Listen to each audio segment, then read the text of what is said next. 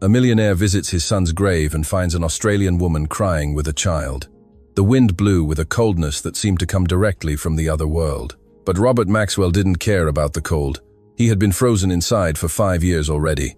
He walked along the main path of St. Jude's Memorial Park with the same authority with which he walked through the corridors of his company, with firm, loud, and arrogant steps. His highly polished, gleaming leather shoes crushed the dry autumn leaves with a crunch that sounded like bones breaking. He didn't carry flowers. Flowers wilt. He carried something heavier, an eternal grudge and a loneliness he disguised as dignity. Today marked another year, another cursed year without Charlie. Robert adjusted the knot of his tie, feeling it suffocate him, though he knew the suffocation came from within his own chest.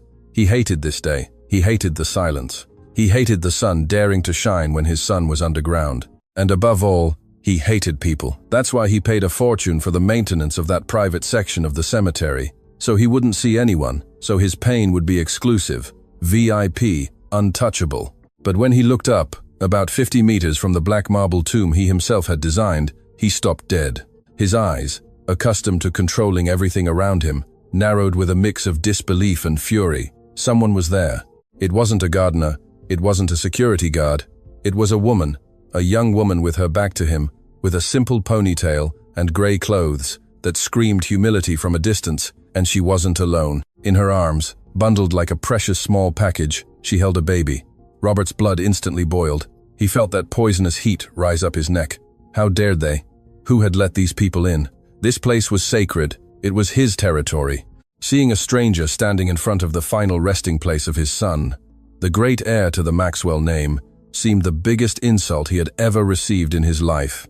He quickened his pace. He no longer walked with elegance. He walked like a predator who had just spotted an intruder in his lair.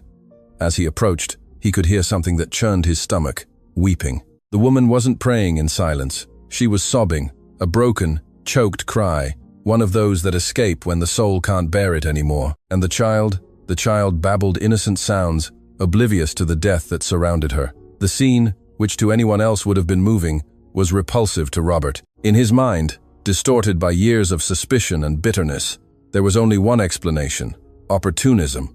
Look at her, he thought, clenching his fists. She must be one of those girls Charlie met at some cheap party. They come here to elicit pity, to see if the old millionaire will drop some loose change out of sympathy.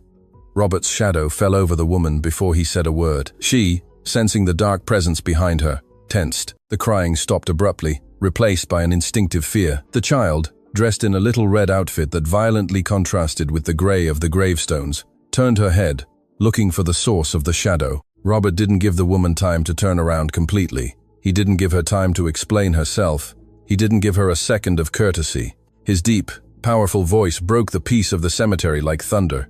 "I told the guard I didn't want rats lurking around here," Robert roared, his voice echoing among the trees. The woman spun around, protectively hugging the child to her chest. Her eyes were red, swollen, but wide with surprise. She was young, much younger than he expected, with a clean face, no makeup, marked by weariness and genuine sadness. But Robert saw no humanity in her. He only saw an enemy. "What on earth are you doing here?"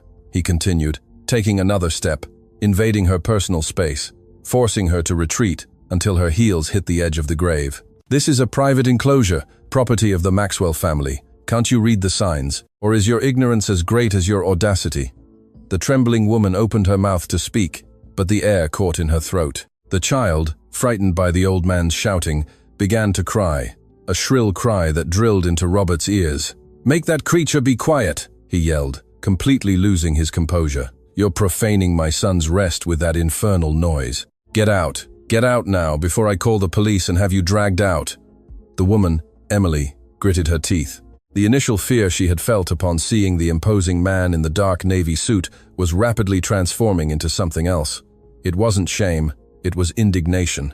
She felt the weight of her daughter, Chloe, in her arms, and that weight gave her a strength she didn't know she had.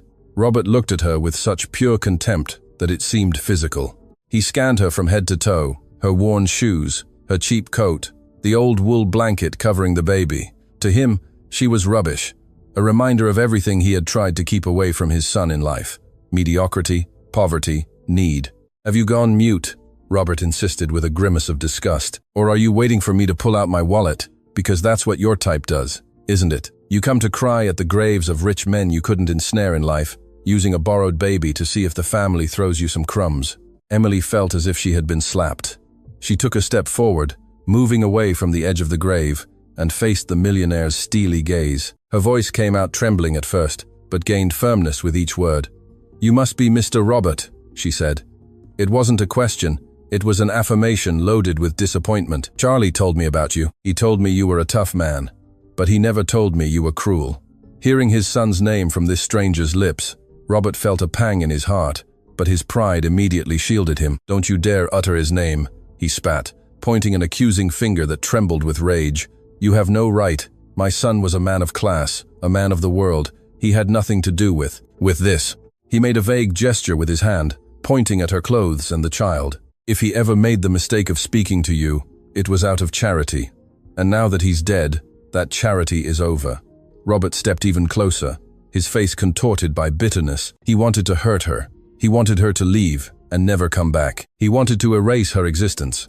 "Let me guess the story," Robert continued with a mocking, venomous tone. "You had a lucky night with the heir, didn't you?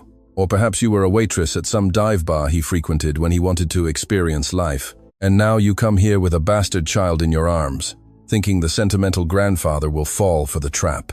Baby Chloe hid her face in her mother's neck, sobbing softly. Emily stroked her daughter's back, trying to calm her while her own eyes filled with tears, not of sadness, but of impotent rage. "This child is not a trap," Emily said in a low voice, almost a whisper, "and I don't want your money. If I came today, if I dared to come today, it was because she turns 1 year old, and I thought, foolishly thought, that her father deserved to see her, even if it was from down there." Robert let out a dry, humorless laugh, a laugh that sounded like a whip.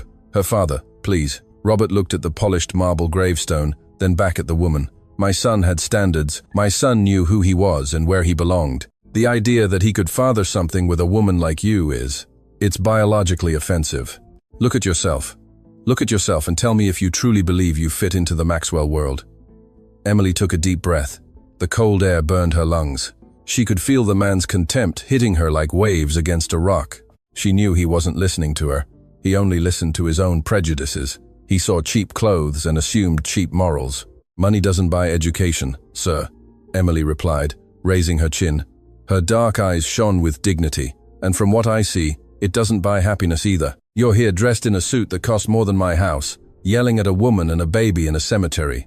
Do you feel powerful now? Do you feel big, humiliating a single mother?" The question took Robert by surprise. For a fraction of a second, he fell silent. But his ego, fed by decades of being the boss, the owner, the man in charge, wouldn't let him back down. "I feel like a man protecting his family's legacy from parasites," he replied coldly, regaining his rigid posture. "And you are a parasite. I don't care what you believe. I don't care what Charlie might have told you in a moment of weakness. All I care about is that you disappear." Robert reached into the inner pocket of his jacket. For a moment, Emily thought he would pull out a weapon, but he pulled out something that, to him, was more powerful. A latest, model smartphone. "I'm going to count to 3, Robert said, his finger on the screen. "If by the count of 3 you are still standing in front of my son's grave, I will call security and have them remove you by force, and I will ensure you are banned from this cemetery for life.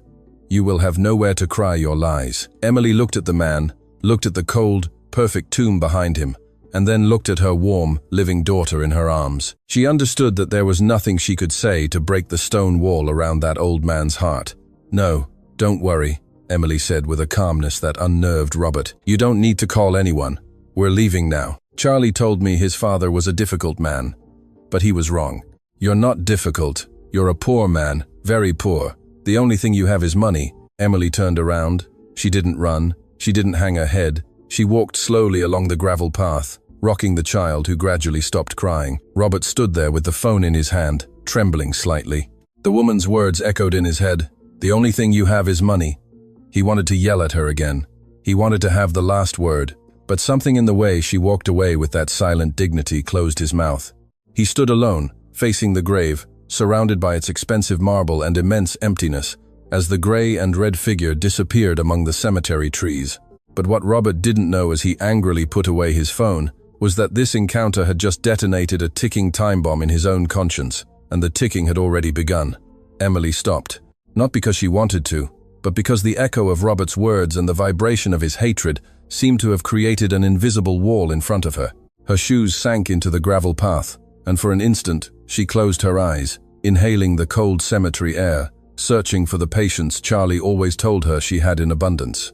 Baby Chloe stirred restlessly in her arms, as if the small creature could feel the toxic energy emanating from the old man behind her. Robert, seeing her stop, felt a dark, twisted satisfaction. He believed his threats had worked, that the fear of authority had bent the young woman. With heavy steps, he again closed the distance, breathing with difficulty, not from physical exertion, but from the storm of bile rising in his throat. He couldn't stand her turning her back on him.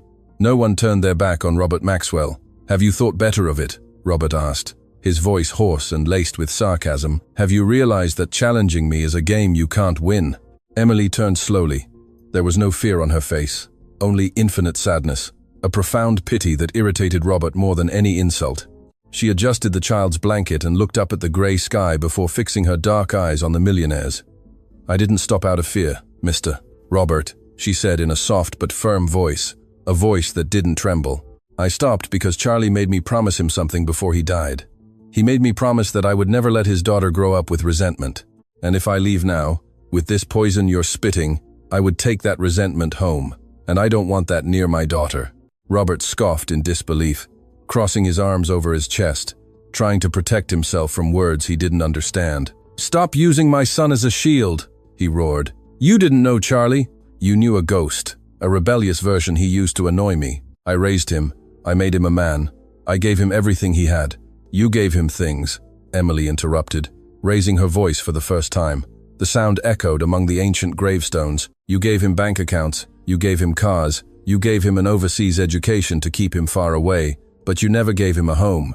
Charlie told me everything, sir. He told me about the nights he spent waiting for you to return from your business trips, the graduations you sent your secretary to, the birthdays celebrated with expensive gifts and empty chairs." Robert's face paled, turning from furious red to ashen grey.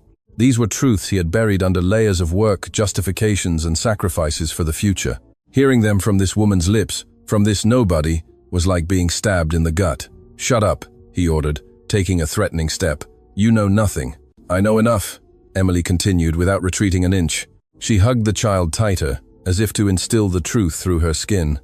"I know Charlie died sad. I know his greatest pain wasn't the illness that took him, but knowing that his own father never looked him in the eye without judging him.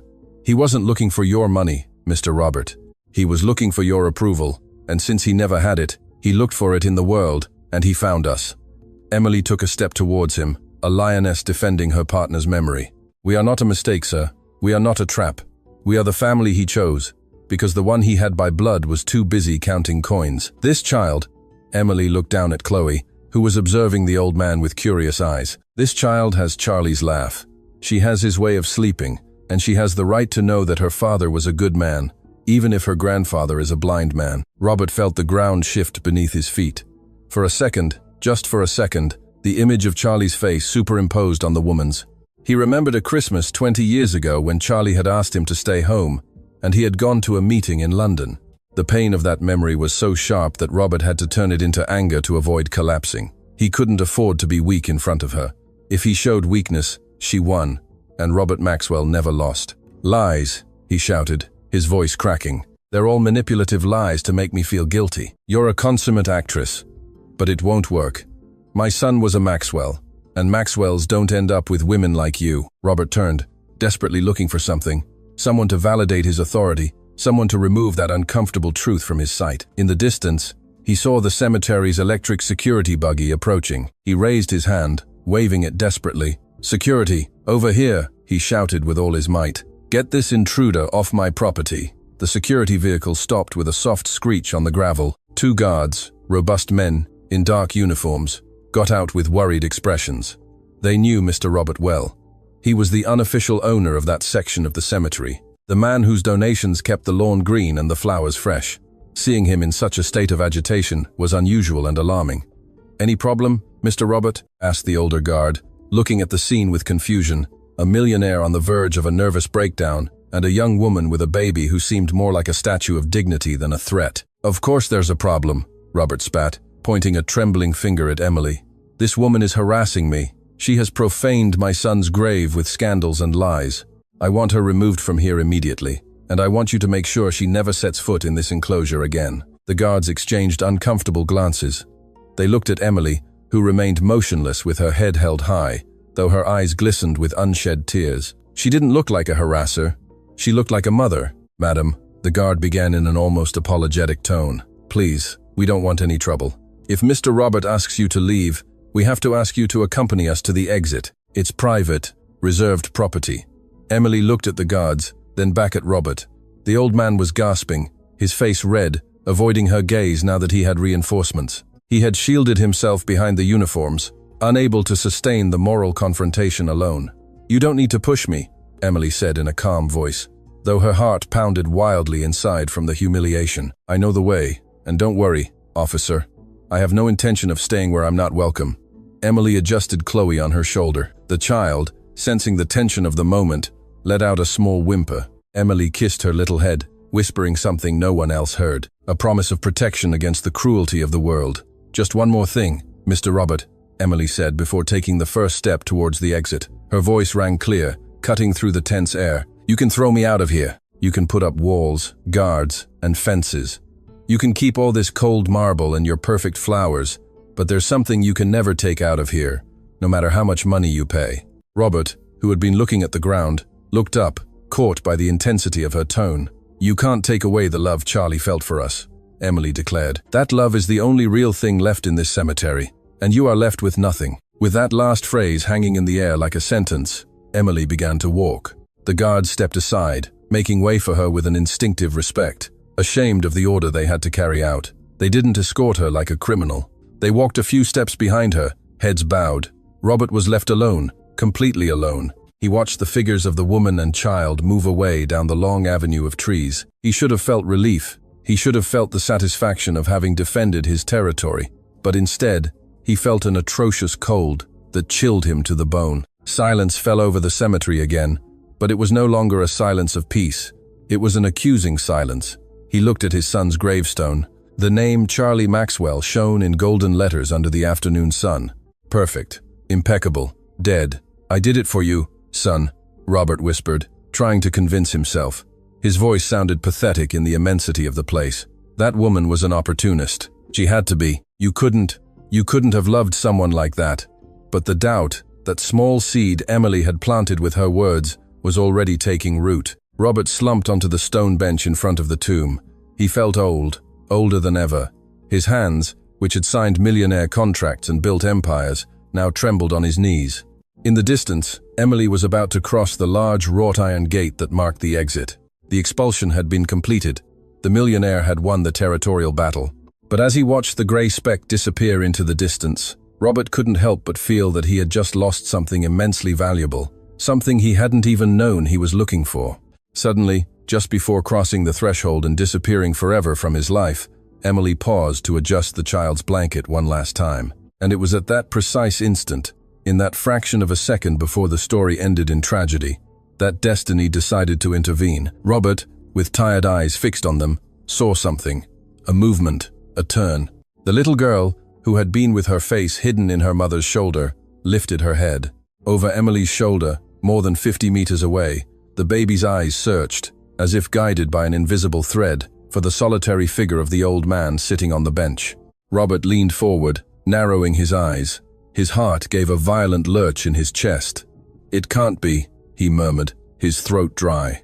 It was impossible to see details at that distance, but something in the child's posture, in the way she turned her head. It was like receiving an electric shock.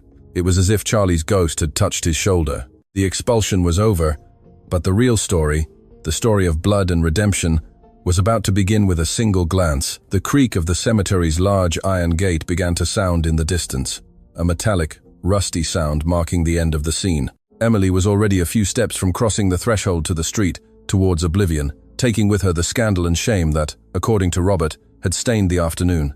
The millionaire still stood, or rather, was held up by an invisible force that prevented him from collapsing onto his son's grave. His breathing was ragged. The cold air scraped his throat as if he had swallowed ground glass. He wanted to feel victorious. He wanted to feel that familiar pleasure of having crushed an inferior, of having brought order to his perfect world, but he felt none of that. He only felt a tremor in his hands and an empty echo in his chest. "It's over," he told himself, trying to regain his composure, smoothing the invisible wrinkles in his expensive suit. She was a con artist, an actress. Charlie would never, ever have fallen so low.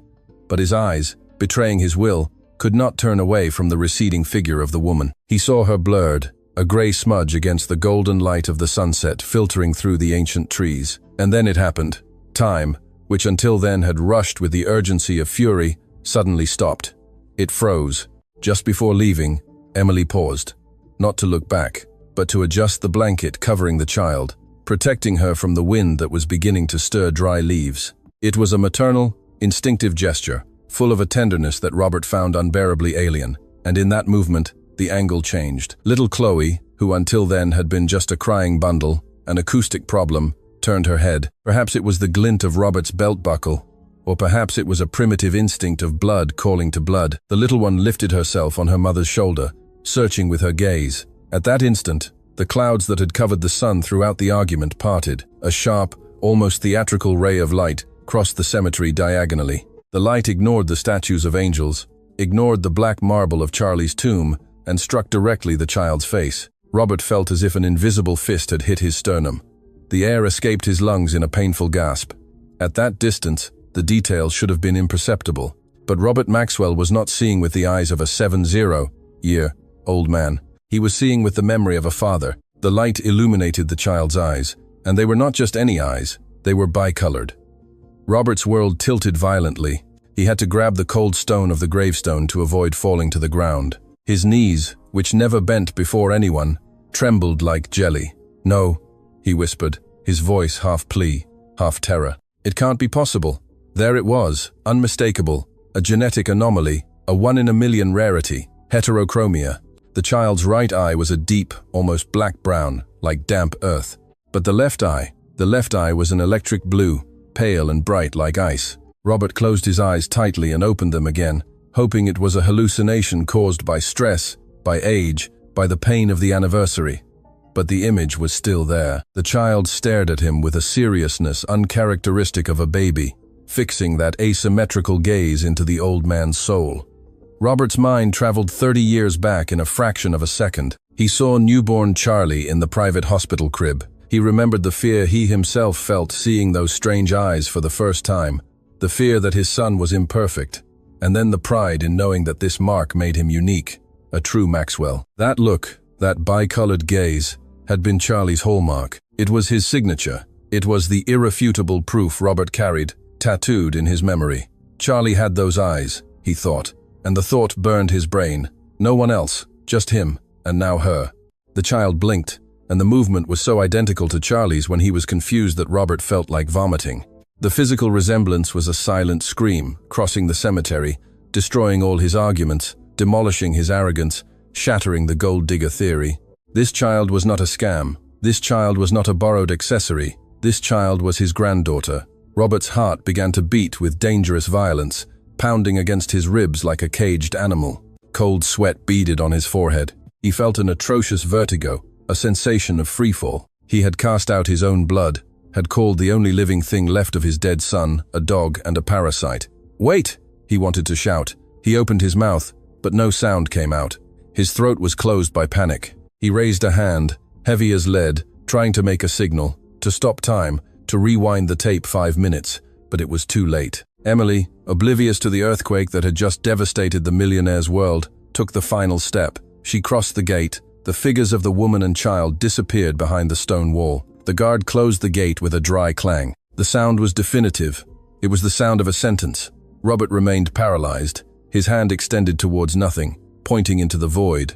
The sunlight faded, leaving the cemetery in shadows again, but the image of those eyes, one eye of earth and one eye of sky, remained etched on his retinas, as if he had looked directly at an eclipse. Robert's legs finally gave way. He didn't sit on the stone bench. He collapsed onto it. The cane he sometimes used for elegance rather than necessity fell to the ground, rolling on the gravel, but he didn't even look at it. He was alone. The silence of the cemetery, which he had previously sought with such zeal, paying fortunes for privacy, now felt like a condemnation. It was a heavy, accusing silence, populated by ghosts. He ran his hands through his hair, disheveling his perfect silver hair, a gesture of despair no one in his company had ever seen. "What have I done?" he murmured. His voice was hoarse, broken. "My God, what have I done?" The doubt that had begun as a small crack upon seeing the child's eyes now opened like an abyss beneath his feet, swallowing all his certainties. He replayed the conversation mentally, torturing himself with every word he had spat out. Bastard, dirty, opportunist. Every insult returned to him like a sharp boomerang, cutting his skin. He looked at the grave in front of him. Charlie's photo, embedded in the marble, looked back at him. In the photo, Charlie was 20 years old and smiling with that ironic smirk that used to irritate Robert so much. But now Robert saw no irony. He saw sadness, and he saw the eyes. Those same bicolored eyes he had just seen in the child. "I told myself he had standards," Robert reprimanded himself, recalling his own words with disgust. "I told myself he would never look at someone like that. But what if he didn't know his son as well as he thought?" The question was a slow poison. Robert had always boasted of controlling Charlie's life, of knowing what was best for him, of guiding or pushing him towards success. But Charlie had drifted away. The last few years had been a mystery, a series of short, cold calls, of obligatory Christmas visits. Charlie had built a life apart from the Maxwell estate, a secret life. And then, a memory hit Robert with the force of a train. It was 5 years ago, 2 weeks before the accident that killed Charlie. Robert was in his office reviewing corporate mergers when an envelope arrived. It had no company sender, just Charlie's messy handwriting, "For Dad, urgent." Robert remembered feeling annoyed. Charlie was always asking for money for his artistic projects or his absurd travels. Robert had assumed it was another letter full of reproaches or financial requests. He was so busy, so focused on closing the deal with the Japanese investors, that he didn't even open it. He put it in the pending drawer of his mahogany desk. "I'll read it later," he thought, when he stops acting like a child. 2 weeks later, Charlie was dead, and the letter was still in the drawer. Robert felt a chill run down his spine. He never opened it. After the funeral, the grief and guilt had so paralyzed him that he had ordered his secretary not to touch anything in the office. And he himself had avoided opening that drawer, fearing to find a final argument, a final disappointment. He had preferred to live with the doubt rather than face his son's last wishes. But now doubt was not an option. It was torture. "What if he told me?" He spoke aloud to the tomb, his eyes filled with tears. "What if in that letter he told me about her, about Emily, about being a father, the possibility that his son had tried to reach out, that he had tried to share his happiness or his fear with him, and that he had ignored it out of pure business arrogance, shattered him. If that letter contained the truth about Emily, then Robert was not just a bad father, he was the executioner of his own family. He imagined Charlie writing that letter, perhaps with Emily beside him, perhaps pregnant. He imagined Charlie telling him, "Dad, I fell in love. She's not rich, but she's good. You're going to be a grandfather." And he had left those words to rot in a dark drawer, while his son died on a rainy road. Robert suddenly stood up. The pain in his chest was still there, but now it was mixed with a frantic urgency. He couldn't just sit there crying. He couldn't let Emily disappear. If that child was his granddaughter, if that child had Charlie's blood, then Robert had a debt to pay, a debt that wasn't paid with money, but with life. He looked towards the cemetery exit. It was empty. There was no trace of them. Panic overwhelmed him. Where did they live? He hadn't asked. He didn't know her surname. He only knew her name was Emily, and that the child turned one today. Idiot, stupid, arrogant old man, he yelled at himself, hitting his thigh with a clenched fist. He had had the opportunity in the palm of his hand and had crushed it, but Robert Maxwell had not reached the top of the business world by giving up. His brain, trained to solve impossible crises, began to work at full speed, cutting through the fog of emotional pain. "The car," he murmured. "Dave." Robert pulled out his phone with trembling hands. He dialed the number of his personal driver, who was waiting at the main entrance of the cemetery. "Dave," Robert said, his voice sounding strangely sharp and desperate. "Dave, listen carefully. A young woman just left, dark hair.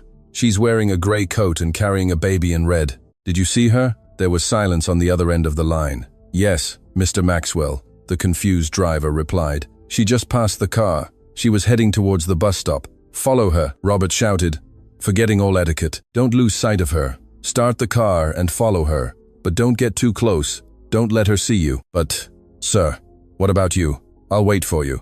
Forget about me, Robert roared, looking at his son's grave one last time, as if promising him something. I'll walk out, follow her, and tell me where she lives. If you lose her, Dave, I swear you can kiss your job and your life in this city. Goodbye. Go. He hung up the phone. His breathing was a broken bellows. He was alone in the middle of the cemetery, without a car, kilometers from his mansion. He would have to walk to the exit, something he hadn't done in years, but he didn't care. He felt a new energy, dark and painful, but alive. He looked at Charlie's photo again. The sunlight had almost gone, and his son's face was in shadows. If it's true, Robert whispered, touching the cold stone with his fingertips. If that child is yours, Charlie, I swear I'm going to fix this, even if I have to crawl, even if I have to beg. Robert turned and began to walk towards the exit. He didn't walk with the arrogance of before. He walked quickly, limping slightly, driven by the terrifying fear of having arrived too late for the most important appointment of his life. Doubt was no longer corrosive. Now it was the fuel that burned him from within, forcing him to move. He had to find that letter, and he had to find that child. The silence inside the armored Mercedes-Benz was absolute, an artificial void designed to isolate its occupants from the noise of the outside world. But Robert Maxwell felt no peace. He felt claustrophobia. He was sitting in the cream-colored leather back seat, his hands clasped on his knees, staring out the tinted window as the city landscape transformed brutally and grotesquely. They had left behind the tree-lined avenues, the glass buildings, and the residential areas protected by high walls and private security. Now the luxury car moved like an alien spaceship through narrow, potholed streets that made the German suspension protest. The houses here didn't have gardens, they had rusted gates. There was no silence. There was loud music, dogs barking on rooftops, and children running among the rubbish piled on street corners. "Are you sure it's here, Dave?" Robert asked, his voice a thread denoting incredulity and disgust. He felt sick. The idea that his blood, a Maxwell, was breathing this polluted air churned his stomach. "Yes, sir," the driver replied, looking in the rearview mirror with concern. "I saw her go into that greenhouse on the corner, third on the right. She's been there for 20 minutes. Robert looked at the indicated house. It was a small, single-story building with peeling paint that revealed the bare brick underneath. The roof was corrugated iron in some parts. In the front window, an old curtain stirred with the breeze. It wasn't a house by Robert's standards. It was barely a shelter, a hovel. "Stop," Robert ordered. "But don't get too close. I don't want them to see us yet." The car stopped gently about 50 meters away. Robert lowered the electric window just a little, enough for the street noise to enter. He heard a distant radio playing, the cry of a street vendor. And suddenly something that paralyzed him, the cry of a baby, his granddaughter. From his position, he had a direct view of the house window. The light was on inside, a weak, yellow light. He saw a shadow move. It was Emily. She wasn't wearing the gray coat. Now she wore a simple t-shirt and had her hair down. She walked back and forth with the child in her arms, rocking her. Robert watched, fascinated and horrified, as if he were watching a documentary about a different species. He saw Emily stop in front of a small gas heater. He saw her warm a baby bottle, testing the milk's temperature on her own wrist with infinite care. He saw her kiss the child's forehead, once, twice, 3 times, as she whispered things he couldn't hear but could imagine. There were no maids, no uniformed nannies, no central heating. There was only her, a woman alone against the world, trying to calm a creature in the midst of precarity. "Charlie," Robert murmured, feeling a sharp pain in his chest. "How could you allow this? How could you live like this?" The image of dignified poverty that Emily projected violently clashed with the miserable wealth Robert felt at that moment. He had a 1-2-room mansion that was empty. She had a shoebox filled with love, and that infuriated him. It infuriated him because it defied his logic. Money was supposed to buy security, well-being, happiness, and there was this woman, without a cent, giving his granddaughter something he never gave. Charlie, absolute presence. But his businessman's mind, cold and calculating, quickly transformed that guilt into strategy. He couldn't leave the child there. It was dangerous. It was undignified. It was an insult to the family name. He had to get her out, and Robert Maxwell only knew one way to solve problems: by buying the solution. "Dave, give me the checkbook from the glove compartment," Robert said, hardening his expression. He wiped away a treacherous tear that had escaped his eye and regained his iron mask. "Sir, are you going in?" the driver asked, handing him the leather checkbook. "It's a tricky neighborhood. I should accompany you, shouldn't I?" "No." Robert cut him off, putting the checkbook in his inner jacket pocket as if it were a loaded weapon. "This is a family matter, and I'm going to finish it right now. Wait here with the engine running. We'll be back with the child." Dave's eyes widened, but he said nothing. Robert opened the car door. The outside air smelled of dampness and fried food. His Italian shoes touched the broken asphalt. He adjusted his jacket, raised his chin, and walked towards the greenhouse. He didn't walk like a repentant grandfather. He walked like a general going to negotiate the enemy's surrender. He was going to rescue his granddaughter, and if to do that, he had to crush that woman's pride with a mountain of banknotes. He would do it without hesitation. The neighbors sitting on the footpaths fell silent as he passed. A man in a suit with a gold watch and an aristocratic bearing walking down these streets was an anomaly. They looked at him with suspicion, with hostility. Robert felt their gazes fixed on his back, but he ignored them. He had only one objective, the faded wooden door at the end of the path. He reached the entrance. There was no doorbell. He knocked on the wood with his knuckles, 3 dry, authoritative knocks. Knock, knock, knock. Inside, the baby's crying ceased momentarily. Light footsteps were heard. Robert held his breath, preparing his speech, preparing his offer, preparing his victory. The door opened with a squeak of unoiled hinges, and there she was, Emily. Emily opened the door, expecting to see the neighbor who sometimes brought her sweet bread, or perhaps the landlord collecting early rent. When she saw Robert Maxwell standing on her threshold, filling the doorframe with his imposing presence and dark suit, she froze. Her first reaction was instinctive. She took a step back and half closed the door, protecting with her body the interior of the house where Chloe slept in a second-hand playpen. "What are you doing here?" she asked, her voice trembling but charged with defensive alarm. Her heart pounded wildly. He had followed her. He was coming to yell more insults. He was coming with the police. Robert didn't ask permission to enter. He simply pushed the door gently with his hand, forcing Emily to step back to avoid being hit. He entered the small living room as if he owned the place, his eyes scanning the space with critical speed. The sunken sofa, the walls with damp stains, the small old television, and in the background, the playpen where the child played with a one-eyed teddy bear. "It's even worse than I imagined," Robert said without greeting, speaking to the air. "My son, my blood, living in this hovel." Emily regained her breath and her fury, slammed the door shut, and stood in front of him, blocking his path to the child. "Get out of my house," she demanded, pointing to the door. "You have no right to invade my home. If you don't leave right now, I'll scream." Robert looked at her with an exasperating calmness, reached into his pocket, and pulled out his checkbook and a gold pen. "I haven't come to fight, young woman. I've come to negotiate." His tone was business-like, cold, direct, emotionless. "I saw the child. I saw her eyes. I know she's Charlie's daughter." Emily tensed. She knew this moment would come, but she didn't expect it to be so fast or so aggressive. "And what if she is?" she replied defiantly. "An hour ago, she was a bastard to you. Now what is she? A trophy? Now she's a Maxwell," Robert corrected, opening the checkbook and placing it on a wobbly small table. "And Maxwells don't live in places where the roof is falling apart. Maxwells don't get cold. Maxwells don't eat scraps." Robert quickly wrote a figure on the check, tore off the paper with a dry sound, and extended it towards Emily. She didn't even look at it. "Look at the number," Robert insisted, waving the paper in front of her face.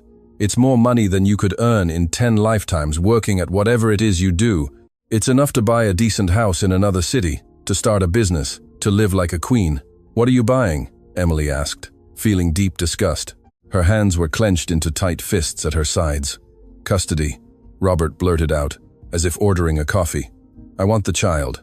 "You're young, Emily. You're pretty. You can rebuild your life. You can get married, have other children. Forget this slip-up. But Chloe needs a future. She needs the best schools, the best doctors. She needs to travel. She needs connections. You can only offer her love and poverty. I can offer her the world." Robert took another step, lowering his voice, trying to sound reasonable, almost seductive in his perverse logic. "Think about it. If you truly love that child, don't be selfish. Don't condemn her to this miserable life just for your mother's pride. Let her come with me. She'll have my surname, she'll be my heiress, and you'll be very rich and free." The silence that followed was dense, heavy. Emily looked at the check Robert held. She saw the zeros. It was a fortune. It was true. With that money, she would never again have to worry about paying the electricity bill or buying nappies. She could save herself. Robert saw her hesitation and smiled internally. Everyone has a price, he thought. It's always a matter of finding the right figure. Emily slowly raised her hand. Robert thought she was going to take the check, but instead, Emily grabbed the millionaire's wrist with surprising force, pushing the paper away from her face with a sharp gesture. "You understood nothing," she said with a voice that came from deep within, a voice vibrating with wounded dignity. "Do you believe that just because you have an infinite bank account, you can buy people? Do you think being a father is signing checks and being a grandfather is paying for schools?" Emily released his wrist as if it burned her and retreated to the playpen. She picked up Chloe in her arms. The child, seeing her mother agitated, clung to her neck. "Look at this child. Mr. Robert, look closely." Emily turned the baby so he could see her. She doesn't know what a Mercedes-Benz is. She doesn't know what the Gucci brand is, but she knows that when she cries, I'm here. She knows that when she's hungry, I feed her. She knows I am her refuge. You say I'm selfish, but you are the selfish one. Emily walked towards him, forcing him to retreat towards the door. You want to buy her to clear your conscience. You want to buy her to fill the empty mansion your son hated. You want to turn her into another trophy, into another cold, lonely Maxwell, like you. Well, no. Emily grabbed the check Robert was still holding, tore it into 2 pieces, then into 4, and let the millionaire paper confetti fall at the old man's polished feet. My daughter is not for sale, not for $1 million, not for all the gold in the world. Charlie warned me that you had a stone instead of a heart. And today you've confirmed it. I'd rather my daughter eat dry bread with me but know what love is, than eat caviar with you and die of cold inside. Robert stood staring at the pieces of paper on the dirty floor. His brain couldn't process the information. No one had ever torn up his check. No one had said no to so much money. He felt small. He felt ridiculous standing there in his expensive suit in the middle of that poor room. "You're making a mistake," Robert stammered, but his voice no longer had force. His authority had escaped him. "You'll regret it when she grows up and asks you why she isn't rich. What will you tell her?" "I'll tell her the truth," Emily replied, opening the door wide. "I'll tell her that her grandfather was a man so poor, that he only had money, and that I loved her enough to save her from him." Emily pointed to the dark street. "Go away and never come back. If you approach us again, I'll call the police. And this time, it won't be for invading a cemetery. It will be for harassment." Robert looked at Emily one last time. He saw in her eyes a strength he had never possessed, not even in his best years as a financial shark. He saw the strength of a mother. He bowed his head, defeated for the first time in his life, and stepped out into the damp, noisy night. The door closed behind him with a definitive thud. The sound of the bolt sliding was like the sound of a cell closing. But the cell was not Emily's house. The cell was Robert's world. He stood on the footpath alone, while the Mercedes engine purred in the distance, waiting to take him back to his golden cage. Robert stood staring at the splintered wood of the closed door. It wasn't an armored door, nor carved mahogany, nor did it have smart locks like those of his mansion. It was a simple pine board painted cheap green, a ridiculously fragile physical barrier that, nevertheless, felt at that moment more impenetrable than the vault of the Reserve Bank. At his feet, the pieces of the millionaire check lay scattered on the dirty cement of the entrance, mingling with dust and dry leaves. They were confetti of a monumental failure. For the first time in 50 years of business life, his money had not only been rejected, it had been treated as rubbish. The silence that followed the slamming door was absolute, broken only by the distant bark of a stray dog and the electric hum of a faulty street lamp flickering above his head, casting intermittent shadows that made him look like a trembling ghost. Robert tried to move, tried to turn around and walk towards the car with what dignity he had left, but his feet seemed made of lead.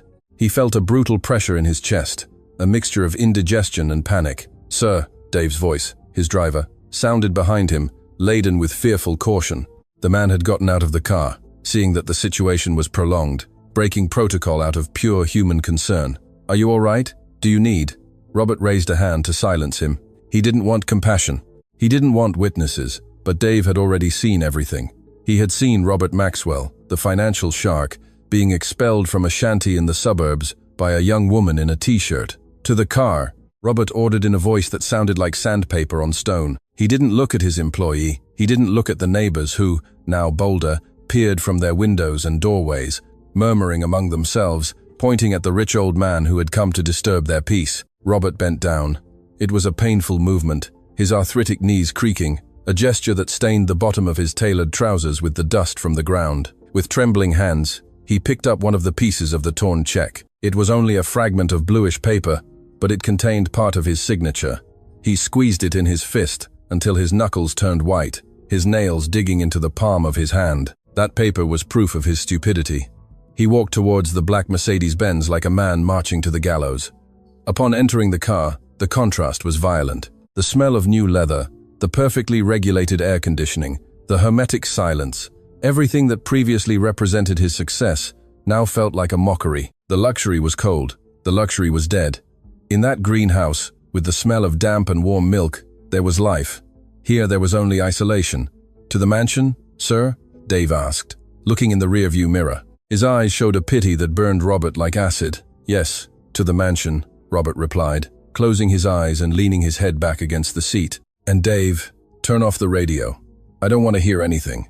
The return journey was a psychological torture.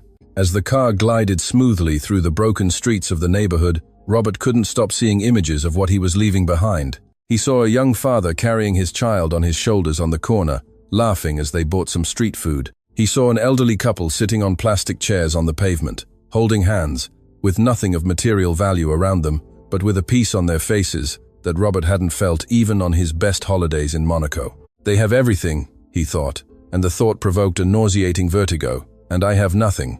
The city passed by the window like a blurred film. The poorer suburbs gave way to commercial areas and then to exclusive avenues. The walls grew higher, the trees more pruned, the lights brighter, but the closer he got to his world, the smaller he felt. He remembered Emily's face. There was no hatred in her eyes. In the end, there was pity. You are the selfish one, she had told him. The phrase bounced off the walls of his skull. She was right. His whole life had been a selfish construction. He had accumulated wealth to feel secure, to control others, so that no one could hurt him. And in the process, he had become a deserted island. Charlie, he whispered in the darkness of the car. His son's image returned to him, but this time it wasn't the idealized memory of the perfect heir. It was the memory of the last Christmas dinner they shared. Charlie had tried to talk to him about his paintings, about his art, and Robert had spent the night looking at his phone, checking stock prices in London. He remembered Charlie's look that night, a look of resignation. His son had stopped trying to connect with him long before he died. His son had understood that for Robert, love was a transaction, and that's why he had left. That's why he had sought refuge in the arms of a woman who had nothing to offer him but a beating heart. The car stopped in front of the immense wrought-iron gate of the Maxwell residence. The gates opened slowly, automatically, ghost-like. The driveway was flanked by perfect cypress trees, stone statues, and illuminated fountains. It was beautiful. It was impressive. It was a cemetery for the living. Robert got out of the car before Dave could open the door for him. He needed air, but the air up there on the rich man's hill was thin and sterile. You may leave, Dave, he said without turning. Take the car. I don't want to see it here. I don't want to see anything that reminds me of who I am. The driver nodded, confused and frightened by his boss's defeated tone, and drove off to the garage. Robert was left alone in front of the immense double oak door of his house. He fumbled for his keys.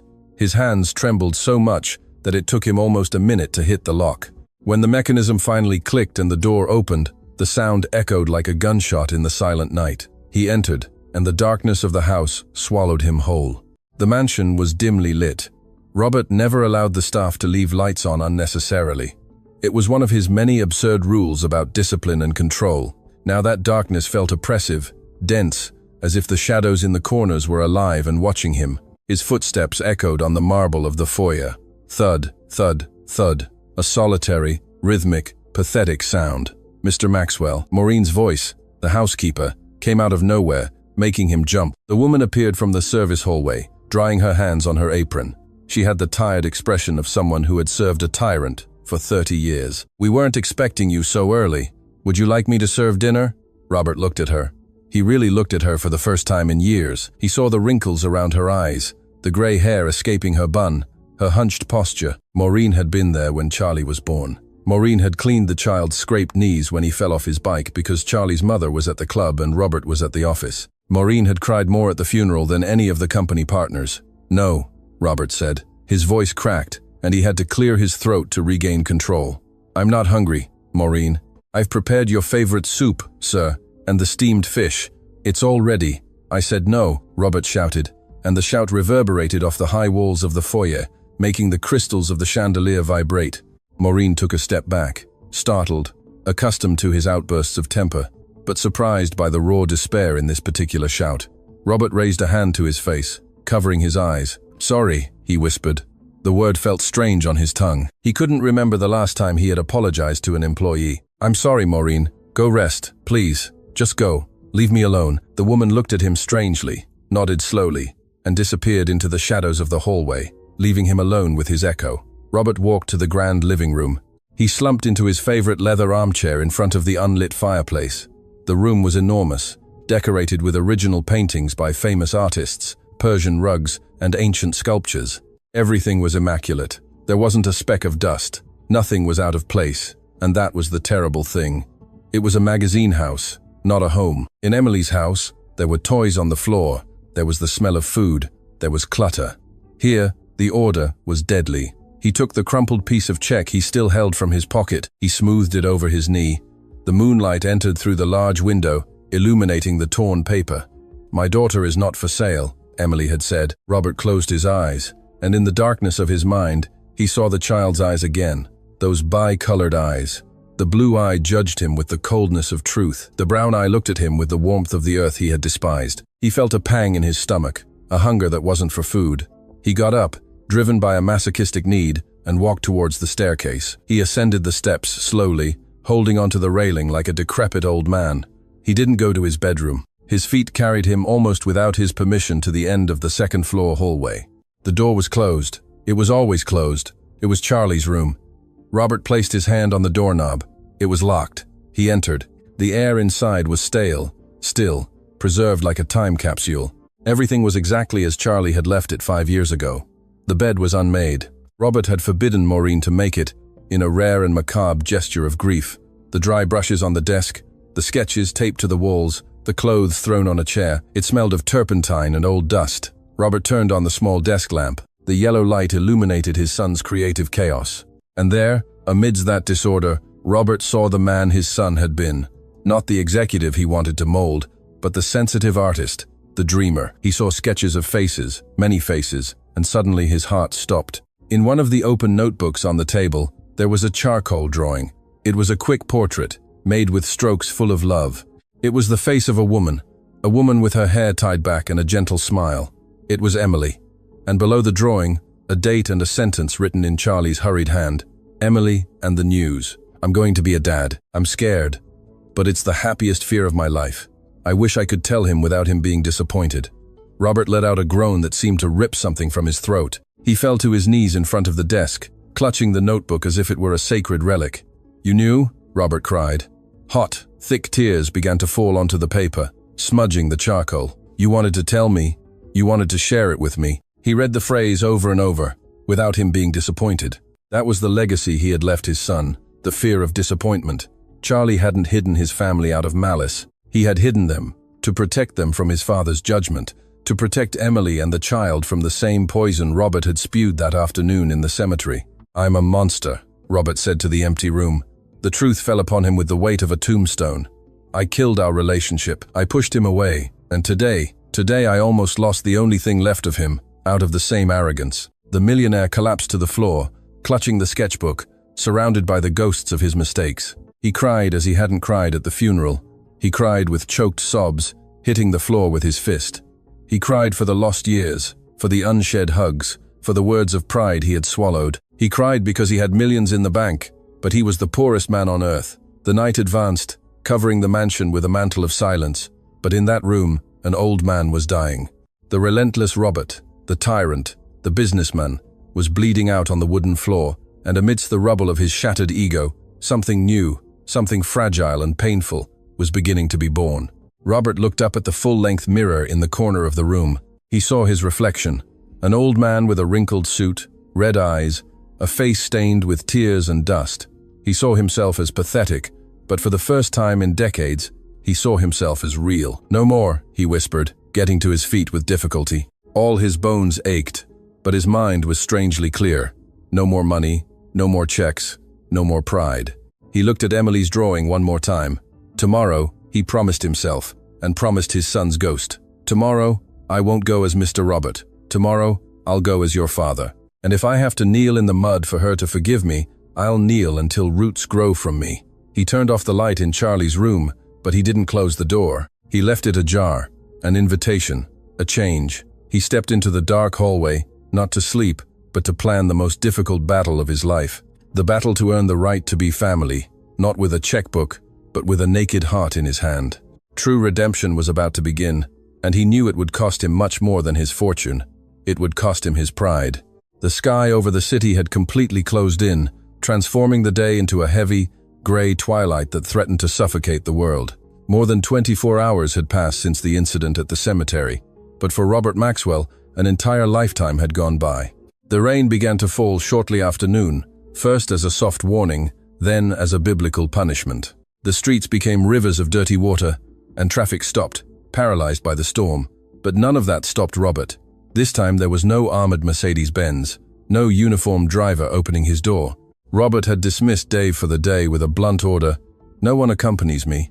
He had taken a yellow taxi from the corner of his mansion, an old vehicle that smelled of tobacco and cheap air freshener. The driver had looked at him strangely in the rearview mirror, an old man dressed in dark, simple clothes, without a gold watch, without a tie, his face marked by a night of insomnia and weeping, asking to go to one of the most humble outer suburbs. The taxi dropped him 2 blocks from the greenhouse. The water reached his ankles. The Robert of yesterday would have yelled, would have demanded a red carpet, or would have turned around, disgusted by the mud staining his shoes. The Robert of today didn't even look down. He only looked forward, towards the small brick and corrugated iron structure that was visible through the curtain of rain. He walked. The cold water soaked his silver hair in seconds, pasting his shirt to his body, chilling him to the bone. Trembling, not from the cold, but from the absolute terror of being rejected, he reached the faded wooden door, that door that yesterday had been slammed in his face with such dignity. He stopped in front of it. His hand, wrinkled and wet, rose to knock on the wood. He hesitated. The great businessman who had closed multi-million-dollar deals with a signature now lacked the courage to knock on a pine door. What if she doesn't open, he thought, his heart pounding in his throat. What if she calls the police as she promised? I deserve it. I deserve to be dragged from here. But then he touched the inner pocket of his soaked jacket. There, wrapped in 3 plastic bags to protect it from the water, was Charlie's sketchbook, his safe conduct, his confession. He knocked. Knock, knock. The sound was faint, almost muffled by the noise of the rain hitting the corrugated iron roof. He waited a minute, 2 minutes. No one opened. Desperation began to claw at his chest. He knocked again a little harder, leaning his forehead against the damp wood. "Please," he whispered. "Please, Emily." The sound of the bolt was heard. Robert straightened up, trying to look human, trying to erase the image of the monster he had been yesterday. The door opened just a few centimeters. The security chain was on. Emily's face appeared in the crack. Her eyes were tired, with dark circles. Seeing who it was, her expression hardened instantly. There was no fear this time, only deep annoyance. "I told you if you came back I'd call the police," she said in a sharp voice. She made to close the door. "No." Robert put his fingers in the doorframe, a desperate and dangerous gesture. If she had pushed, it would have broken his hand. "Wait, I haven't come to fight. I haven't come to buy anything." Emily stopped the door's momentum, but didn't remove the chain. She looked him up and down. She saw the soaked man, water dripping from his hair onto his face, trembling with cold, without his power suit, without his arrogance. He looked like a stray dog that had lost its way. "What do you want?" she asked, without softening her tone. "Have you come to insult my house again? Have you come to tell me my daughter is a bastard? Because if so, sir, I swear I won't be responsible for my actions." "I've come to apologize," Robert said. His voice broke mid-sentence. It wasn't a rehearsed speech, it was a groan. Emily blinked, surprised. Silence settled between them, broken only by the torrential rain. "Apologies are free, Mr. Robert, but trust isn't. Go back to your mansion. There's nothing for you here." "I have something." Robert struggled with his jacket pocket, his fingers clumsy with cold as he pulled out the plastic-wrapped package.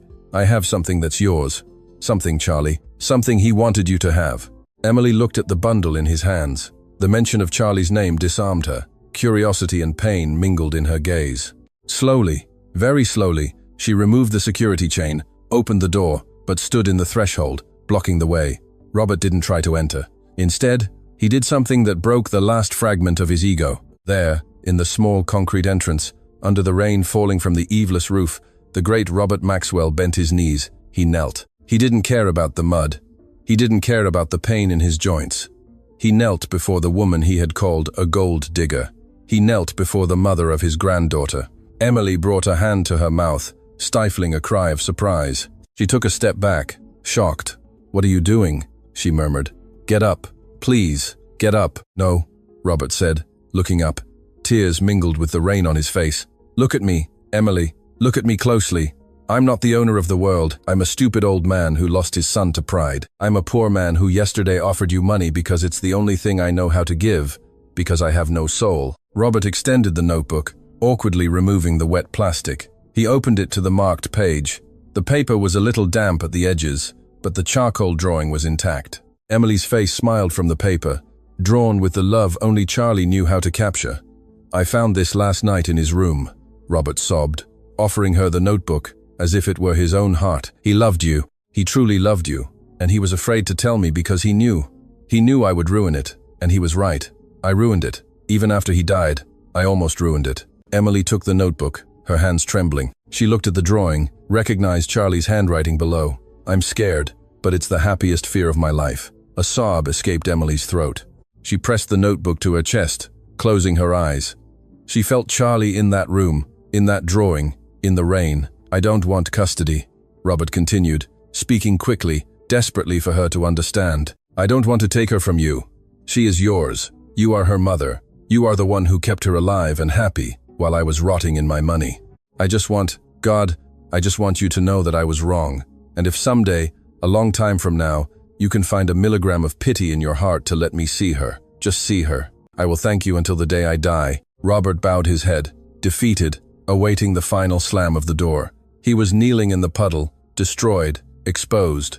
He had surrendered all his weapons. He was no longer the enemy. He was just a grandfather pleading for a crumb of family. Time seemed to stand still. Robert kept his head bowed, feeling the cold water run down his back, awaiting the sentence. He heard Emily's agitated breathing, heard the paper of the notebook crumpling against her chest.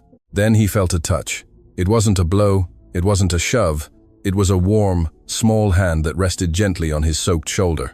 Robert looked up. Emily was crying, but they weren't tears of rage. They were tears of liberation. She looked at him not as the millionaire she hated, but as the broken father of the man she loved. "Get up, Mr. Robert," she said, her voice soft, broken. "Charlie wouldn't want to see you like this. He loved you.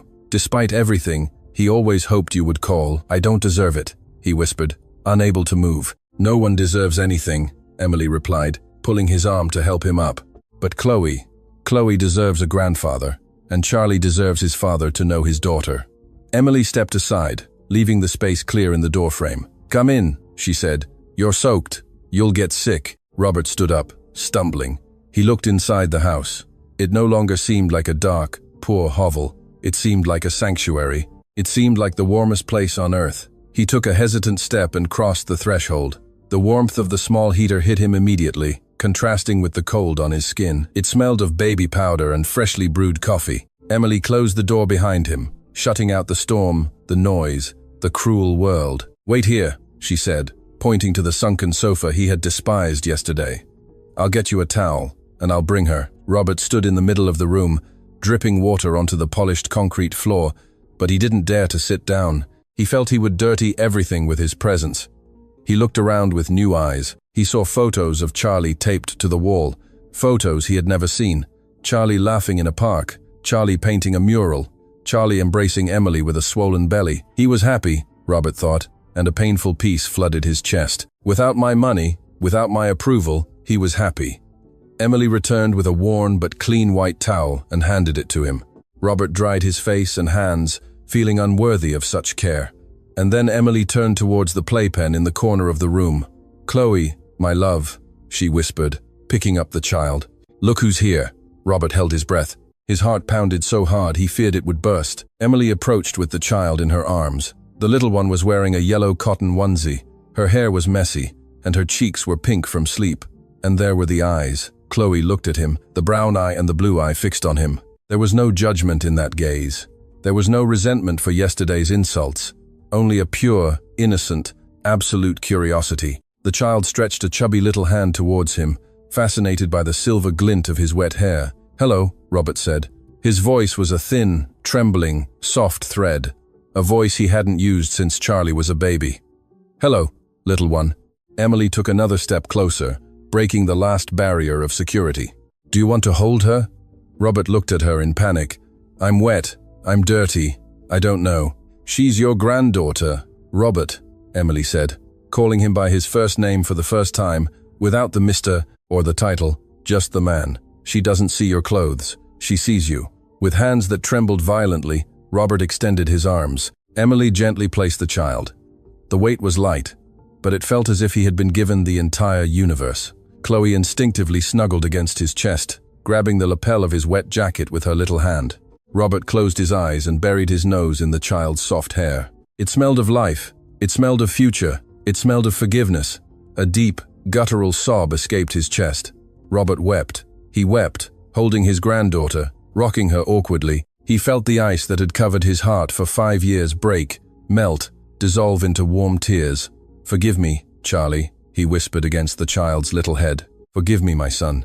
I promise, I swear on my life, I will not fail her. I will not make the same mistakes." Emily watched the scene from a few steps back, arms crossed and tears streaming down her cheeks. She saw the powerful man, reduced to his essence, a grandfather loving his granddaughter. She saw redemption happening before her eyes. Chloe, feeling the vibration of the old man's crying, looked up and touched his wet cheek with her little fingers, as if to dry his tears. Robert opened his eyes and looked at her through the watery veil. The child's blue eyes seemed to glow with its own light, as if Charlie was winking at him from the afterlife, saying, "It's about time, Dad, it's about time." In that small, humble room, while the rain lashed furiously against the windows, the most important contract of Robert Maxwell's life was signed. There were no lawyers, no signatures, no clauses. There was only an embrace, a shared silence, and the unspoken promise that from that moment on, money would cease to be king, giving way to something much more powerful: family. The rain had stopped, leaving behind the unmistakable scent of wet earth and deep cleanliness. That aroma that only remains after a storm that has washed away all that is old. In the small living room of the greenhouse, time had begun to run again, but with a different rhythm. Robert Maxwell, the man who made stock markets tremble with a single call, was sitting on the edge of the sunken sofa, a towel over his shoulders and a cup of hot coffee in his hands. It wasn't the best coffee in the world. It was instant and served in a chipped mug that said "Souvenir from the Gold Coast." But to Robert, it tasted like glory. It tasted like forgiveness. Chloe had fallen asleep in his arms 20 minutes ago. The weight of the child against his chest was an anchor that kept him tethered to reality, preventing his mind from flying towards the empty worries of his previous life. Emily was sitting opposite him on a wooden chair, observing him with a mixture of caution and hope. "I have to go," Robert whispered, though every fiber of his body screamed at him to stay. "My driver must be searching for me all over the city, and I don't want to worry him further." "I'll call you a taxi," Emily said, standing up. "No," Robert stopped her with a gentle gesture. "Before I go, Emily, I need you to understand something. What happened today isn't a whim of a sad old man. I'm not going to disappear tomorrow. I'm not going back to my ivory tower and forgetting this happened." Emily looked at him intently. "Words are nice, Robert, but actions build bridges. Charlie taught me that. I know, and I'm going to build that bridge stone by stone, not with money, but with presence." Robert looked at the sleeping child and then at Emily. "I'm not going to offer you a mansion today. I'm not going to insult you with luxuries you haven't asked for. But please, allow me to fix the roof. I saw the leaks when I came in. Charlie wouldn't want his daughter sleeping under dampness. Let me do that. As a grandfather, not as a millionaire." Emily smiled. It was a small, shy, but genuine smile. "The roof is fine," she accepted. "The roof seems fine to me." Robert stood up carefully so as not to wake Chloe and gently placed her in the playpen. As he put her down, he felt an immediate physical emptiness, a need to hold her again. He smoothed his damp jacket and walked towards the door. Before leaving, he turned. "Thank you," he said, his voice cracking. "Thank you for not closing the door on me. Thank you for saving me." He stepped out into the cool night. As he walked towards the avenue to find transport, Robert Maxwell didn't feel cold. He felt, for the first time in 5 years, that he had a real reason to wake up the next day. 3 months later, Robert's office on the 40th floor of the corporate skyscraper had changed, not in its structure. It still had the panoramic city view and designer furniture, but in its essence, the desk, once clear and sterile like an operating table, now had a cheap photo frame in a corner. In the photo, a 1-year-old girl smiled with cake-smeared mouth, and beside her, an old man with messy hair laughed heartily. His secretary, a woman who had worked for 15 years in fear of being fired for breathing too loudly, entered with a pile of documents. Mr. Maxwell, the lawyers for the merger with the Asian group are on line 2. They say it's urgent, and you have the board meeting in 10 minutes. Robert didn't even look up from what he was doing. He was looking at an educational toy catalog. Tell the lawyers to wait, or better yet, tell them to talk to the vice president and cancel the board meeting. The secretary froze, thinking she had misheard. But sir, it's the quarterly review. You've never missed one. Well, I'll miss it today, Robert said, closing the catalog and standing up. He took his jacket from the coat rack. I have something much more important to do. My granddaughter has her first swimming lesson at 4 o'clock, and I promised I'd be there to see her splash around. Sir, are you sure? The shareholders will be upset. Robert stopped at the door. He smiled, and the secretary noticed that the hard lines around his mouth had softened. Marta, I've spent 40 years worrying about what the shareholders think, and at the end of the day, shareholders aren't going to cry at my funeral. My family will. So if they're upset, tell them to sell their shares. I'm going to the pool. He left the office whistling. Yes, whistling. The sound traveled through the silent corridors of the company like a revolution. The shark was gone. The grandfather had arrived. 1 year later. Final scene. The cemetery was bathed in a golden light. That special light of spring afternoons that makes everything seem eternal. The trees, which a year before had seemed like dark guardians of a forbidden place, now swayed gently in the wind, casting dancing shadows on the immaculate lawn. There was no black Mercedes-Benz parked at the entrance. There was a safe and practical family SUV. Along the main path walked a peculiar trio. Emily walked ahead, carrying a basket with fresh flowers and fruit. She looked radiant, not because of expensive clothes or jewelry. She wore a simple floral dress and sandals, but because the burden of loneliness and extreme survival had lifted from her shoulders. Behind her, Robert walked slowly, but not out of weakness. He walked slowly because he was holding hands with a 2-year-old girl who stopped to inspect every stone, every flower, and every ant on the path. Robert wasn't wearing a tie. He wore a linen shirt with rolled-up sleeves and comfortable trousers. His face was more tanned, with more wrinkles around his eyes, but they were wrinkles of laughter, not bitterness. "Grandpa, look," Chloe shouted, pointing to a yellow butterfly fluttering near an angel statue. Her voice was clear and strong. "It's beautiful, my darling," Robert replied, bending down with surprising agility for his age. "But don't touch it. Butterflies are magical. If you touch them, their fairy dust falls off." They arrived at Charlie's grave. The black marble was still there, imposing, but it no longer seemed cold. It was surrounded by life. There were small toys left on previous visits, carefully laminated drawings taped to the base, and vibrantly colored flowers that contrasted with the sobriety of the stone. Emily began to arrange the new flowers in the vase. "Hello, my love," she whispered to the photo.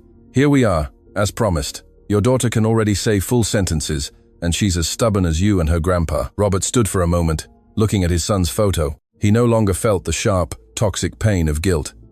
He felt a sweet nostalgia, a clean sadness. "Hello, son," Robert said. His voice was firm, calm. "I hope you're seeing this. I hope you're seeing how she runs. She has your eyes, Charlie. She has your rebellious gaze." Chloe let go of her grandfather's hand and ran towards the gravestone. She placed her little hand on the photo. "Daddy," she said naturally. Emily had taught her who he was. It wasn't a secret. It wasn't a taboo. It was part of her story. Robert sat on the grass, not caring about dirtying his trousers. Chloe climbed onto his knees.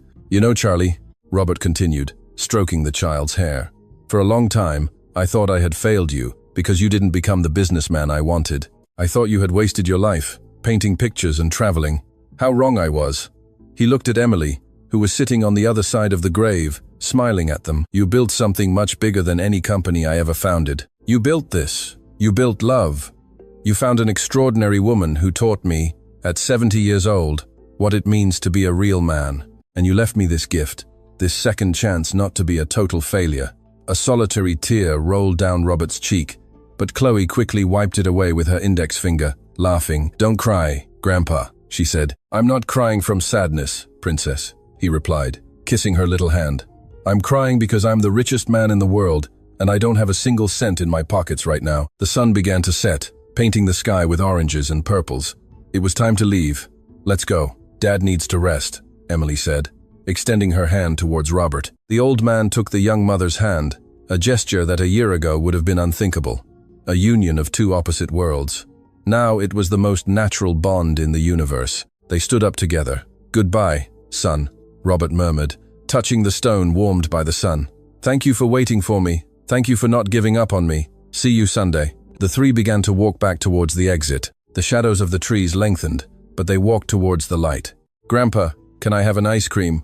Chloe asked, skipping as she walked, holding the hands of both adults. Robert laughed, a deep laugh that came from the bottom of his belly. "I'll buy you all the ice creams you want, my darling, but don't tell your mom I spoil you too much." "I heard that, Robert," Emily said, feigning severity, though she smiled. "It's the grandparents' privilege, Emily. Spoiling is my new job, and I'm very good at my job." They reached the iron gate, the same gate where a year ago Robert had expelled Emily with shouts and threats. Now they crossed together as an impenetrable fortress of three people. As they left, the security guard, the same old man who had witnessed the scene a year earlier, watched them pass. He adjusted his cap and smiled to himself. He had seen many things in that cemetery: pain, loneliness, oblivion.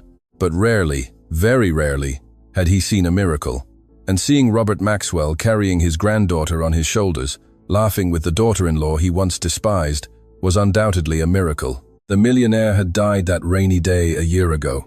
The man leaving now was simply Robert, Chloe's grandpa, Charlie's dad, Emily's friend. And as the SUV drove away down the tree-lined avenue, disappearing on the city's horizon, it became clear that the true Maxwell fortune was not in Swiss bank accounts, but in the back seat of that car, singing an out-of-tune children's song. The legacy was safe, not in money, but in memory. The end.